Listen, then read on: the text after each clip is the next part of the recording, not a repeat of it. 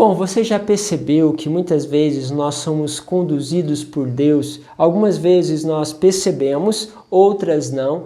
Muitas vezes essa condução vem por intuições da nossa inteligência, daquilo que Deus coloca dentro de nós. Outras vezes se manifesta de forma extraordinária. Vamos falar um pouquinho dessa manifestação nesse dia da Epifania do Senhor.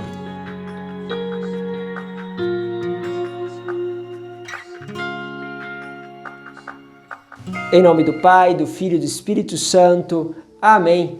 Vamos juntos nesse itinerário espiritual com a Palavra de Deus, que ela possa ser luz para nós nesse dia da Epifania, dessa manifestação de Deus como luz para as nações. Olha, quero pegar com vocês o texto que está no Evangelho de Mateus, no capítulo 2, do versículo 1 ao 12. A palavra diz assim: Tendo nascido Jesus na cidade de Belém, na Judéia, no tempo do rei Herodes, eis que alguns magos do Oriente chegaram a Jerusalém perguntando: Onde está o rei dos judeus que acaba de nascer? Nós vimos a sua estrela no Oriente e viemos adorá-lo. Ao saber disso, o rei Herodes ficou perturbado, assim como toda a cidade de Jerusalém. Olha que interessante. Esses homens percebem que diante deles está uma estrela que indica o nascimento de um rei. Era algo que se cumpria, algo que eles esperavam. Bom, e era óbvio, o texto começa dizendo assim: tendo nascido Jesus em Belém, e depois passa para Jerusalém. Temos aqui duas cidades aparecendo bem no comecinho do texto. Por quê? Porque aqui temos uma diferença muito grande. Belém é uma cidade praticamente desconhecida, pequenina, enquanto Jerusalém é a grande cidade, de grande importância. Quando nós pensamos num rei, a nossa cabeça vai levar-nos aonde? No interior de uma pequena cidade? Vai nos levar a uma grande cidade.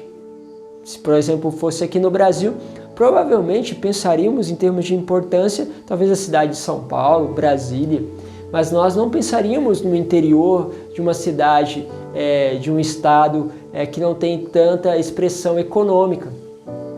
E é isso que fazem aqueles homens. Esses reis, eles vão então até Jerusalém e chegam lá perguntando: cadê o rei dos judeus?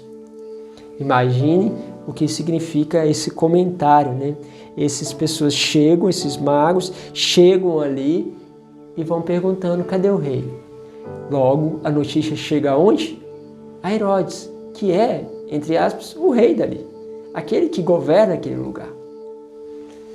Herodes fica realmente encucado, né? Ou seja, fica ali pensativo e manda chamar os caras para que possa resolver a situação com eles, né? Diz assim a eles, né? Ao saber disso, o rei Herodes ficou perturbado, assim como toda a cidade de Jerusalém. Reunindo todos os sumos sacerdotes e mestres da lei, perguntaram-lhes aonde o Messias devia nascer. E eles responderam: em Belém, na Judéia, pois assim foi escrito pelo profeta: E tu, Belém, terra de Judá, de modo algum és a menor entre as principais cidades de Judá, porque de ti sairá um chefe, que vai ser o pastor de Israel, o meu povo. Então Herodes chamou em segredo os magos e procurou saber deles cuidadosamente quando a estrela tinha aparecido. Depois os enviou a Belém, dizendo: Ide e procurai obter informações exatas sobre o menino. Olha só. Herodes é interrogado diante daquele acontecimento, da visita daqueles magos. Ele vai chamar os responsáveis, né, os sacerdotes, aqueles fariseus, para que possam interpretar, e descobre que esse Messias, este rei, deveria nascer em Belém. Ele vai e chama os magos e fala com os magos que deveria ser em Belém que eles vão encontrar. Olha que ironia. Aquele que quer destruir este rei é aquele que dá a notícia e que dá a destinação para onde os magos deveriam ir.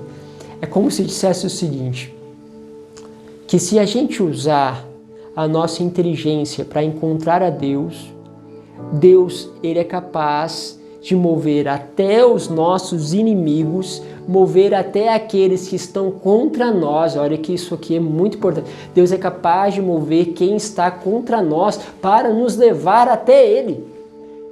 Deus está levando os magos através de uma pessoa que quer destruir eles, os magos e a Jesus.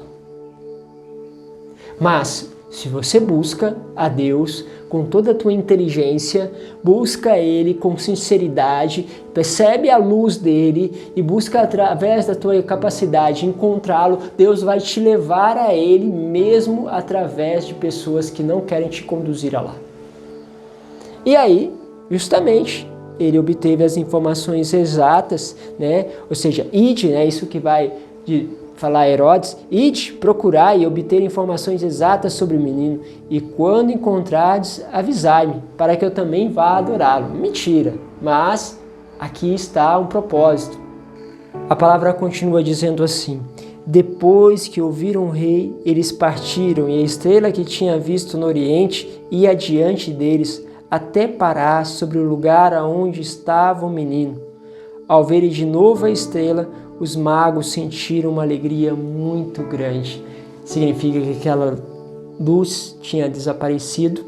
Eles foram pela razão até Jerusalém, e quando eles se colocam novamente no caminho, de acordo com as coordenadas dadas por Herodes, a estrela volta a aparecer. E dessa vez há algo extraordinário. Aquela estrela leva eles até o lugar exato.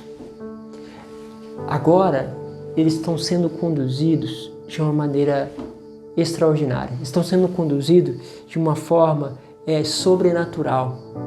Às vezes é assim, meus caros. Muitas vezes Deus dá a intuição daquilo que nós devemos fazer pela nossa inteligência. Vamos dando aqueles passos de abertura, de perdão, de amor, de interioridade, de oração, um monte de coisa que Deus vai apresentando para nós. E nós, com inteligência, no sentido de que isso aqui é bom fazer, isso aqui eu preciso caminhar. Então você vai percebendo com a tua capacidade, com a tua inteligência, todas essas coisas. E aí, de repente, Deus começa a trilhar com você um caminho sobrenatural, uma luz começa a te conduzir. Você percebe que muito mais do que a tua inteligência, a tua capacidade, parece que agora Deus diretamente veio te conduzir até Ele, até onde Ele está. E é isso que acontece com esses homens. Por isso, na vida espiritual, a gente precisa primeiro trabalhar aquilo que Deus vai nos conduzindo com as moções que a gente chama dentro de nós, com aquilo que nos dá capacidade de entender. E depois você vai se perceber que as coisas difíceis, aquilo que parece que não são pessoas que querem nos destruir, você vai percebendo que até elas estão te ajudando no caminho espiritual. E de repente, elas estão te indicando para onde você deve crescer. Humildade, simplicidade, mansidão, paciência, tantas outras coisas. E quando você vai fazendo isso, aparece diante de você uma luz que começa a te guiar e te conduz até o pequenino Jesus. E vai lá e oferece a sua adoração a Ele, como faz aqui esses magos. Peço a Deus essa epifania, essa manifestação dele na sua vida. Por isso, deixe-se conduzir por Ele.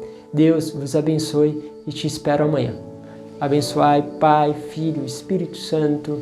Amém.